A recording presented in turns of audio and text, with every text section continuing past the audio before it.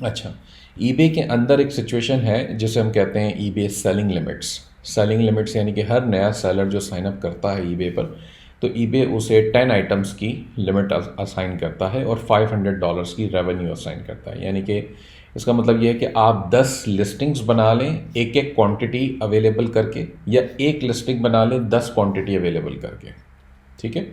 और maximum revenue या pricing जो है उसकी $500 हो सकती है, उससे ज़्यादा नहीं हो सकती इन सबको मिला के, यानी कि मुश्तरका।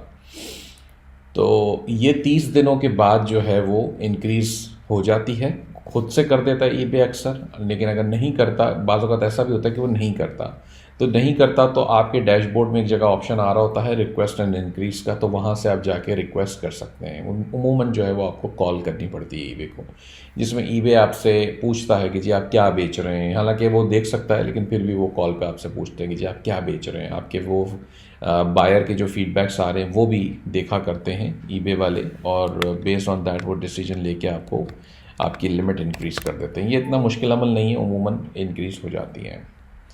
इसका मैंने एक यहाँ पे डिटेल आर्टिकल भी पूरा डाल दिया है कि जिसको आप पढ़ के, ये DSM टूल एक वेबसाइट है जहाँ पे इन्होंने बड़ा अच्छा और डिटेल्ड आर्टिकल लिखा है। तो आप काइंडली आप लोग इस पर जाएं, इसको कॉपी करें URL को, और मैं इंशाल्लाह इसका डिस्क्रिप्शन में वीडियो की डाल दूँगा ये URL सारे। तो आप वहाँ जाके इसको डिटेल में पढ़ें, इसके अंदर बहुत सारी और भी चीज़ें हैं जो इंशाल्लाह आपके काम आएंगी।